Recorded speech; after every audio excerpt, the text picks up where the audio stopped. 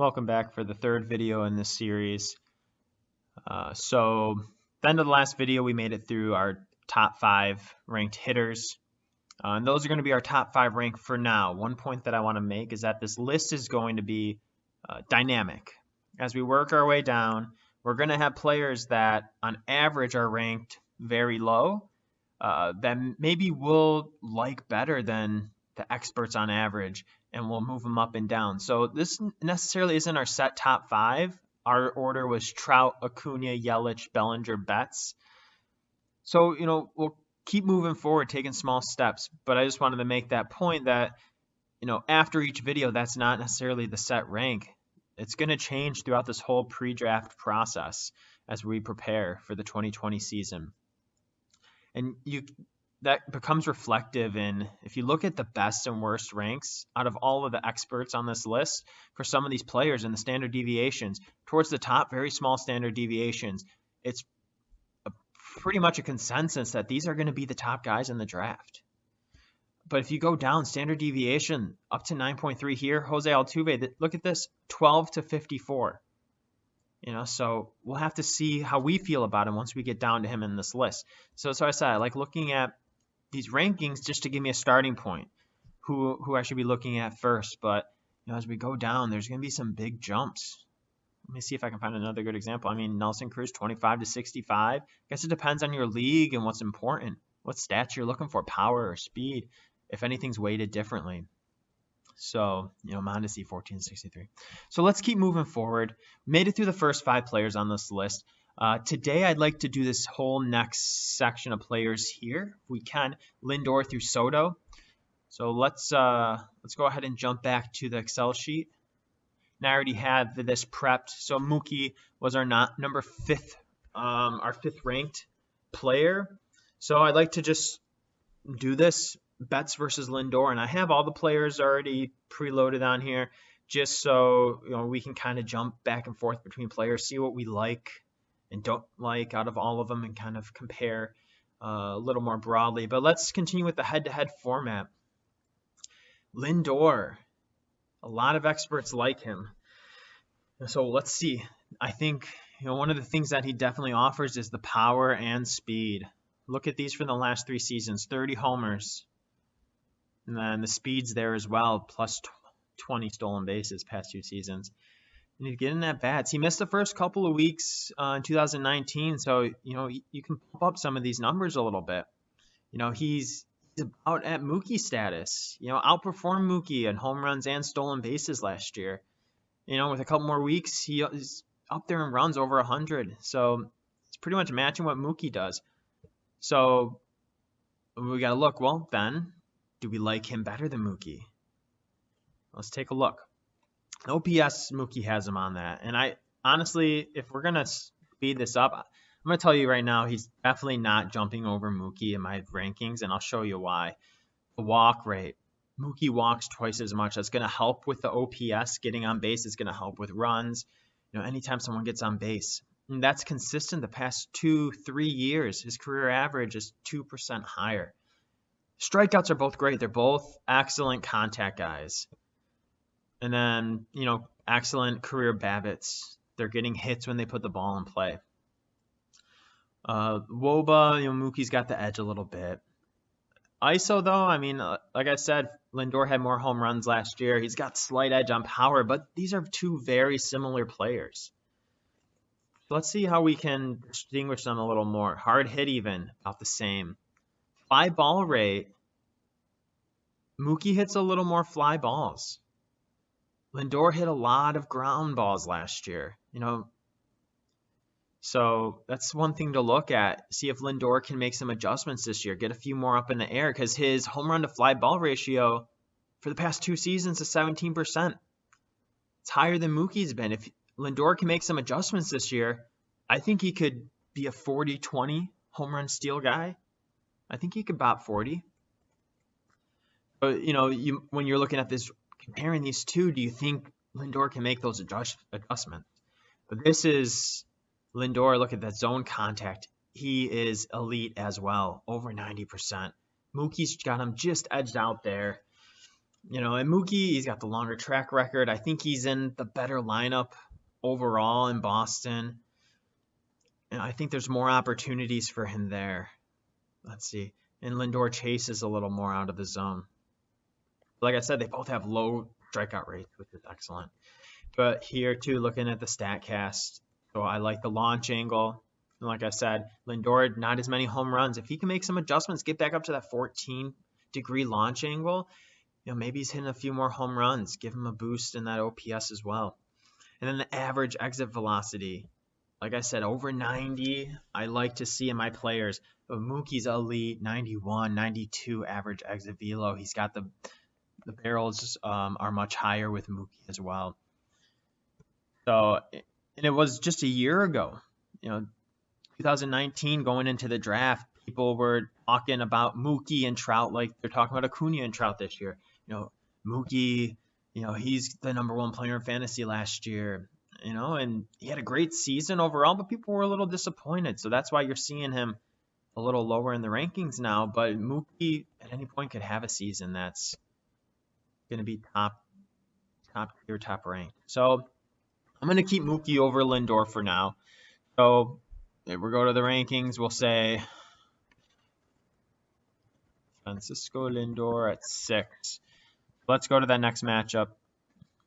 We'll go Lindor versus Story. So this is where it gets really tough for me. So Lindor, the things I like, the power, I like the speed, I love the contact as well. He's going to make things happen. Now Story's got a little more power, and he's got the speed. So let's take a look. Counting stats, when you're at the top ranks like this, you're looking at these top 10 players, they're going to have these numbers from prior years. That's why they're ranked here. But our job isn't to look at these numbers and say, oh, they did well in the past, we're ranking them. When I'm making this rank list, I'm trying to determine who's going to be the top players going into the 2021 season. I'm trying to determine that. So let's look. They're going to have these numbers, so that's great. OPS, Story's got him out on that. A little ahead on that. Average league, or leagues with average as a category, I think it's going to be a wash. Either one could hit pretty close to 300. And then the stolen bases are there for both guys. One thing, though, look at the caught stolen. Lindor got caught stolen 10 times in 2018. They still let him steal a lot last year. So he's going to get his opportunities. And Story, he's going to get his opportunities as well. So looking into the advanced statistics here. Appearances, very similar last year. So let's look at, based on these sample sizes, right here, that strikeout rate. And this is, I feel, is going to correlate directly with that zone contact, their overall contact percentage. I feel like Lindor, his was elite, over 90% in zone contact. So that's going to show up here in that K percentage. So Story, and he's always had this problem. He's always had the high risk of striking out, not putting the ball in play. But when he puts the ball in play, he's hitting with power. Look at this BABIP. Lindor's career BABIP, 300. Career BABIP for Story. So this is helping him make up for that high strikeout rate. He strikes out more often, but when he puts the ball in play, he's getting hits more often than Lindor. So I'd like to see that. The WOBA off the charts, upper 300s for 2 seasons in a row. And then you also have that Colorado effect playing in that ballpark. So you got to consider that. And it sounds like Arenado for now, and we'll get to him, is going to be staying in Colorado. So that's just helping boost Story as well with opportunities for RBIs, runs, and protection in the lineup. ISO, Story's got him beat on the power. We've mentioned that a few times. And even the speed, Story's graded at a higher speed than Lindor. So you got to just determine who's going to have the opportunities. And I think they're both going to have the stolen base opportunities. See them both getting over 20 again this year. So, if you're looking at it, if the speed's the same, for me, I'm looking at power, and Story's got Lindor beat on power a little bit. Let's check this out. The fly ball rate. Story's got higher fly ball percentage, lower ground ball percentage, and a higher fly ball to home run percentage. His career is 19.7%. He's done that 2 years in a row. I love to see that This might bump Story above Lindor for me. Hard hit, a little higher, but overall really good. Story does not hit the ball softly. I love that. But like I said, out of zone swinging, he doesn't chase as much. But his problem is his in zone contact. These elite guys up at the top, they have upper 80% in zone contact. Story only 84% last year, almost 85. So Lindor has the edge there. But I think this power that Story's exhibiting is going to push him over. Expected WOBA. So Story's expected WOBA has always been lower than his actual. But I think maybe, that has to do with the ballpark, or for whatever reason, he's always outperforming whatever StatCast estimates it should be. Launch angle. Story's locked in. He's had the launch angle for years now. And like I said, if Lindor makes some adjustments, he's going to be a very, very dangerous hitter. So that is, a possibility to think about. Exit velo, both have it. Barrels, not ideal for barrels per plate appearance. So whatever happened last year, I'm not sure, but they've been there before. 7s, 8s is respectable. I like my elite guys to be 9 and above, but not bad. So I think what I'm getting at is I like Story. They're both going to have speed, and if we're basing it on power numbers, basing it on that, I'm going to put Story over Lindor for now. And like I said at the beginning of this video, this is going to be a dynamic list. As we get down here, we'll have players moving up and down. But even the players we already ranked, maybe we'll adjust them a little bit. Maybe I'll take a look at some stats just on some off time and be like, you know what? Maybe Mookie should be over Bellinger. Maybe I have this wrong. And I'll post that in the videos. We'll revisit some of these rankings. All right, so Story versus Trey Turner is going to be next. So Trey is going to be your speed guy. He is the speed guy in the league. I mean, if we just take a look real quick. I guess we can do this. We can use some of our website stats here. So leaderboards, you go under sprint speed. And who's at the top? Trey Turner, number 2. 30.4. So this doesn't directly relate to stolen bases because, Jose Ramirez. Where's Jose Ramirez? Jose Ramirez steals a lot of bases. His sprint speed's only 27.8. He's ranked 185th in the league. But he's going to steal some bases. So it's not always translatable, but he's got the speed. Malek Smith, who had a ton of stolen bases last year, he's at 29.4. 29.4 is fairly elite. Over 29 is really, really good. But Trey Turner, he's got it. And he's going to have the opportunities. And one thing that I really like about Trey Turner is that he also has the opportunity to hit for some power. 19 home runs, and he gets on base. 850 OPS. That's extraordinary for a speed guy. You're drafting him for runs, speed, and then average or OPS depending on your categories. RBIs, home runs aren't always going to be there, but you got 3 out of the 5 categories from him. I got a feeling I'm going to keep Story over Turner just because I tend to value someone who can give you above average speed with power. But Trey Turner deserves some respect here. Oh, I'm sorry. Lindor was under Story. So it's going to be Turner versus Lindor. So, but it's the same thing. Story, if we look at Turner, though, let's just look at his numbers real quick. As far as stolen bases, I like to do this. Let's just look at his career stolen base rate. He has 159 stolen bases and 2,124 plate appearances. So every 13.35 plate appearance, he's getting a stolen base. So let's say he gets like 600. He was injured for a while last season. So I think he could be getting 650 to 700. Let's underestimate. Let's say 650. Oh, God. What wrong there? Okay. 1 second. Sorry, math is hard. So 159 divided by 2124. Okay, now we can multiply that by 650. Let's do 650. And this is an underestimate, I feel. You can put him down for 48 stolen bases. You know, he's a guy that, before this year when he got injured, when he had a full season here, he put up over 40. So he's going to get there. It's going to be double what Lindor and Story are giving you. Okay? But then you got to factor in with the power. In average league, he's got a career 290 batting average. That's great. But his OPS being over 800 is exceptional for someone who you're drafting for speed. We're doing Lindor versus Turner.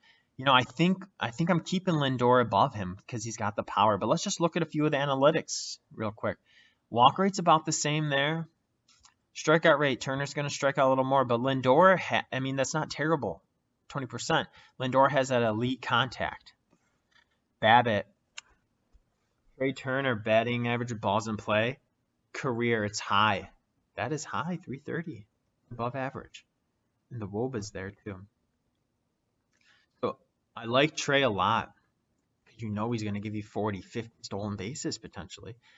I think maybe at the beginning of last season there was a story out there that Turner said he was going to try to steal 70 bases, and he's someone who could do it. That's not a complete joke for him to say that. A lot of ground balls, but we know he's not the power guy, so that's okay. Let's see. A lot of medium contact, which is good. He's not hitting it soft all the time. And this zone contact rate, elite, upper 80% there. But, the exit velo, it was up last year. That's good. But, like I said, not drafting him for power. He's a guy who's going to have a lot of opportunities hitting at the top of the lineup. He's going to get on base. He's going to steal some bases. But for me personally, I can't put him over the people who have power and speed. Even though it's just half the speed that he has, that Turner has, these guys, the power is going to help out with that OPS, the RBIs. They're going to contribute in all 5 categories, and Turner's only 3. So we will keep Turner down here. All right, moving on. Next is Nolan Arenado. Mr. Consistent. Let's just look at his career stats right now because I am in love with them. Nolan, where are you at? Okay. So I would say 2015 is his first full season here based on the amount of plate appearances. Look at this. OPS, 900. 4 seasons in a row above 900. And that year before, he just missed it. Oh, what happened? Okay. The year before, he just missed it. That is pretty darn consistent. In even batting average leagues, he's batting 300 no matter what. Obviously, he's not contributing in stolen bases, but look what you're getting with the home runs. Upper 30s, 40s, 110s minimum. This is his floor. This season right here is probably his floor. 38 home runs, 110 RBIs. If he stays in Colorado especially, he's going to put up these numbers. And that lineup's always good. You're going to have Blackman. You're going to have Story. He's going to have another season. He's Mr. Consistent in fantasy. He's going to be there. So let's go back and look at some of the underlying numbers. I don't know if Turner's going to be able to compete with this. I know people rank Turner high for that speed, but I don't know if I love it that much. Let's just take a brief look. BABIP, the WOBA's off the charts. 390s, career 380. And this is what I love about him. The strikeout rate, only 14%. That's better than Mookie. And Mookie was the god for contact and not striking out. Nolan Arenado has the power, but he makes contact as well. I love it. I love it so much. The ISO 369. He's got that power. Home run the fly ball, 18, 20%. He's hitting 45% fly balls. Out of zone swing. He's got it there, but look at this. 89% in zone contact. 80% overall contact. Expected WOBA, 347 career. I mean, it's just amazing looking at these numbers. And then you look at the exit velo. Exit velo is not elite. It's not above 90 where I like it to be. But his numbers, the rest of those numbers don't lie. He's got the launch angle, which I love to see. And the barrels aren't elite either based on StatCast, but the launch angle, the consistency, I just don't see a big change in his production this year. I got to put him over Turner for now. At a certain point, Turner's steals are going to outweigh some of this other stuff, but early on, I got to take players who are going to contribute in at least 4 of the 5 categories. And Turner's just going to be runs, stolen base, and maybe OPS. I mean, for a speed guy, over 800 is good OPS, but if I got someone who's doing runs, RBIs, home runs, and OPS, I got to take him over Turner. Because I know there's power speed guys later on I could get for stolen bases too. All right. So Turner's going to move down. Nolan. All right. One thing we do need to consider, though. What about Nolan versus Lindor? Nolan versus Story. Can I keep him below them? Let's take a look real quick. I should have done that as I was going through. I mean, Nolan's consistency is just amazing. Let's look again really quick. I might like Nolan, but these guys have the speed also. They have the power, and then they have this like a decent amount of speed. I mean, Nolan's contact rate is so much better than Story's.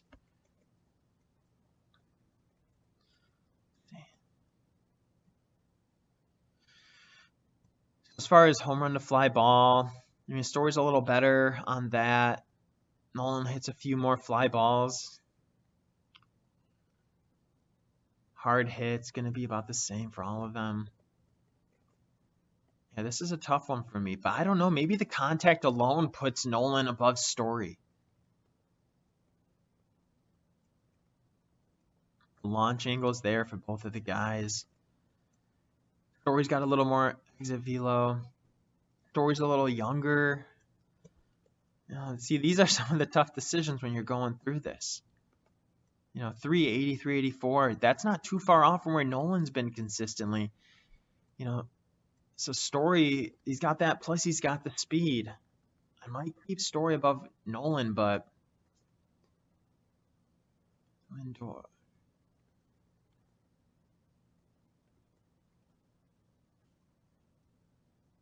Exactly the same hard hit. Sorry, just Lindor versus Nolan, since we do have Story above Lindor. The overall contact, I mean, Lindor's got a little more contact. He's going to have the pieces. Ooh, boy, but the launch angle, is he going to make those adjustments this year?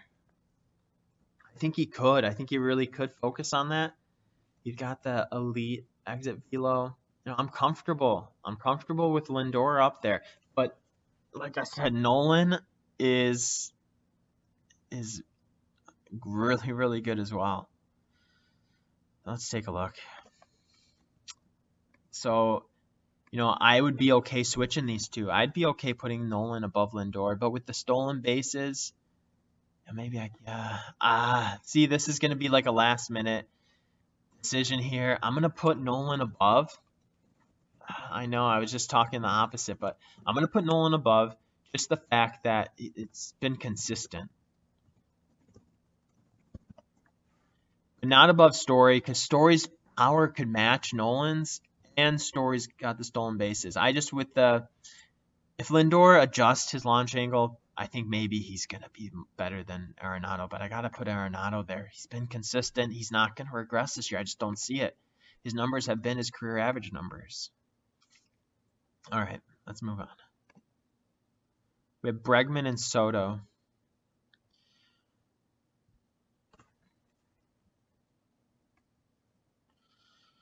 Let's take a look at them together. Both have power. And remember, Soto's very young, very young. He's going to continue to improve. Let's just look at the categories here. They're both going to give you average. They're both going to give you elite OPS. They're going to give you home runs. They're going to give you ribbies. They're going to give you runs. Soto's going to give you some more stolen bases, potentially, it looks like. He increased from 5 to 12. Let's see.